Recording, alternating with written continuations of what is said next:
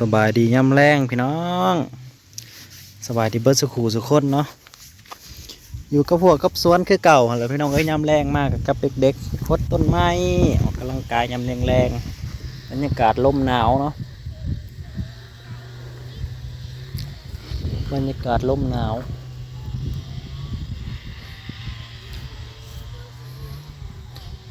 พดต้นไม้ต้นมะพร้าวต้นมะม่วงพี่น้องเอ้ยพดพักสบายดีป่าลูกแขวออกแล้วใช่แกออกแล้วออกแต่วันเนี่ย เอามาขึ้น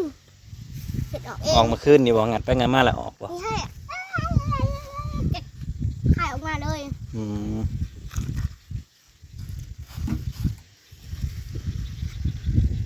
มันเหลือเอ็นเดียวน้อย ก็เลยออก ๆ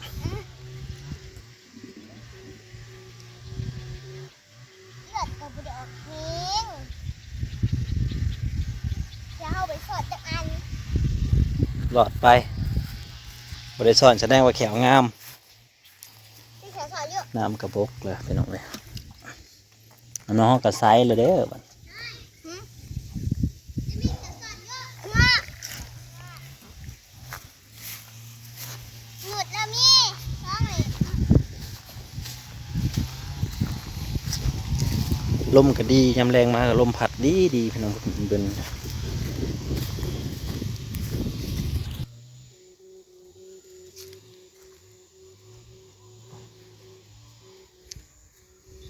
ต้นสาลี่ก็เริ่มงามขึ้นมาแล้วพี่น้องเลย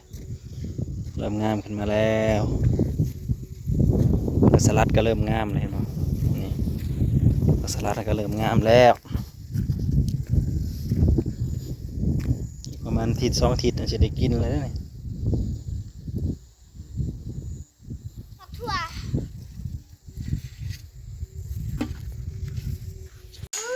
พาลูกชายไปเกลือปลาพี่น้องหลังจากโคตรพักแล้วไขประตูเลื่อนแห้งๆโอ้แห้งๆออกได้แล้ววันนี้โอ้ธรรมดาจะที่ไหนล่ะไขประตูเองก็เป็นอย่าเล่นย่างเอาย่าง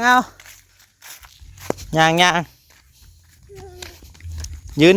นี่สิล่มหวานเด้อหอดอยู่บ่บ้านแห้งๆใช่เอามาแล้ว เป็นเงินบนหนึ่ง นั่งลงวานในป้าเว้ยแห้งอู้นี่ปลามาแล้วปลาวานแห้ง จะเป็นเงิน โดโอ้ยวานแห้งวานแห้งปลาจะได้กินน้ำอยู่บ่แห้งใจเย็นให้ปลาใจเย็นปลาลุงเอ้ยเฮ็ดอุ้ยมันเบิดเลยมาน้องให้ปลานี่นะน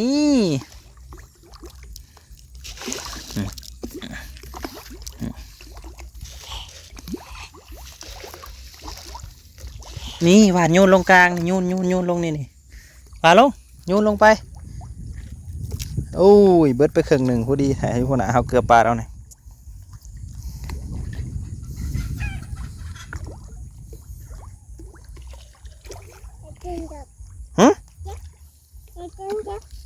หวานลงมันขึ้นโคกพี่โอ้ยมันกระแหละเลยนะพอหวานเองเด้อวันนี้เด้อมันเหี่ยลายเลยเด้อ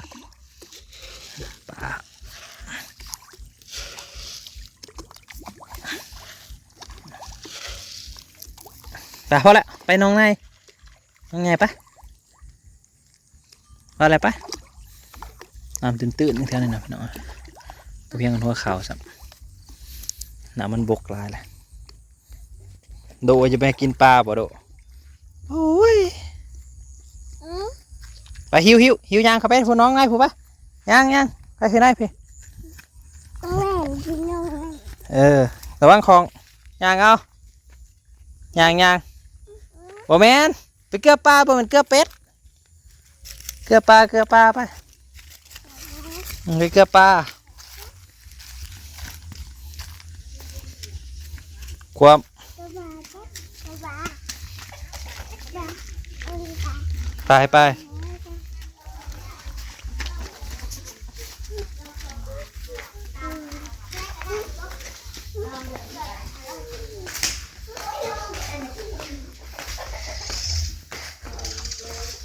อันนี้ก็เต้นยางเอาพี่เอาไปบ่ได้เอา โอเค ไป จัน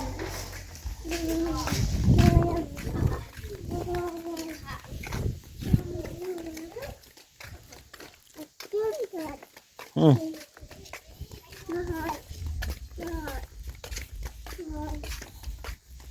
พี่มาขากพี่ไป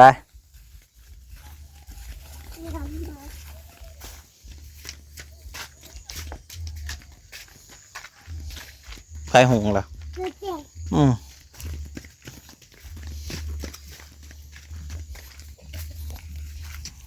หลบคอยไปคอยย่างมันก็ย่างเก่งอยู่ได้พี่น้อย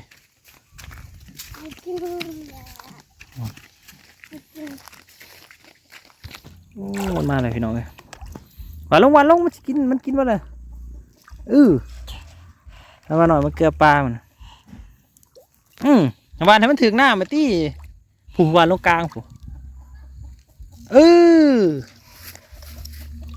ปลาก็กินเซลอยู่ปลาลุงเลย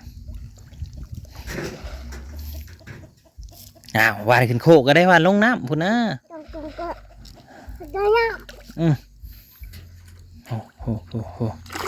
โอ้ไปวานลงไปบุได้พามาเบิ่งเกลือปลาเต้งเฮงเลยเทลงโลดซะเทลงไปกระปุกนะ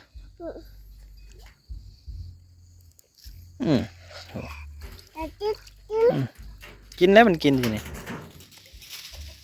ปลายังเซลปลาพี่น้อย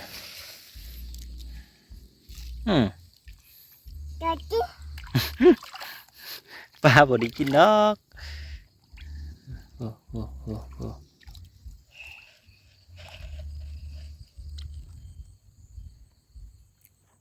วานลง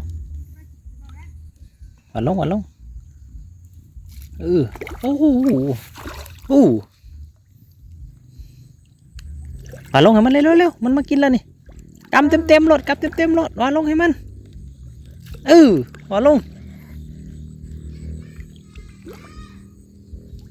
วานลงวานลงเลยมันกินได้ร้ายเหรอ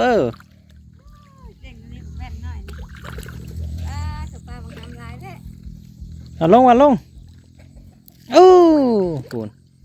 ทำสิอิ่มปลาตัวใดที่บ่ยานไปตัวนั้นตัว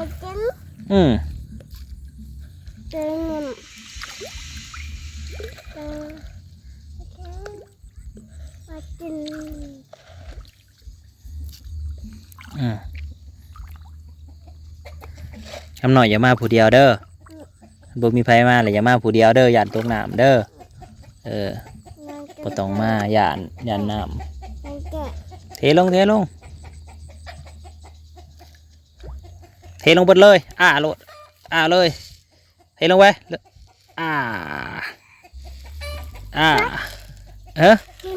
เทลงให้เบิดหรอนะสีพามืออะไรนี่คำแล้วปลาทุ่งเลยคำแล้วถือเอากับเมื่อไหวเอาหน่อยหาเกลือปลา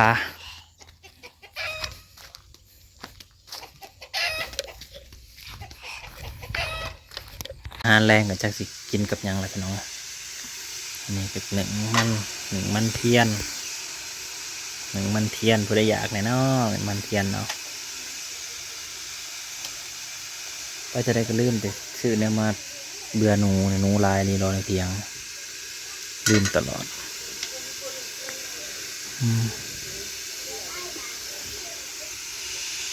นี่มัน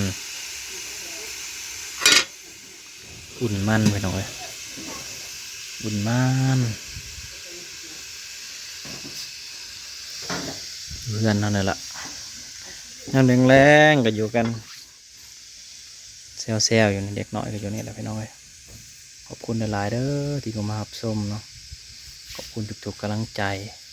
ที่บ่ได้ถิ่มได้ปะที่เข้ามารับชมตลอดทั้งพากันเรื่องเงิมเติมเห็นบ่ฟู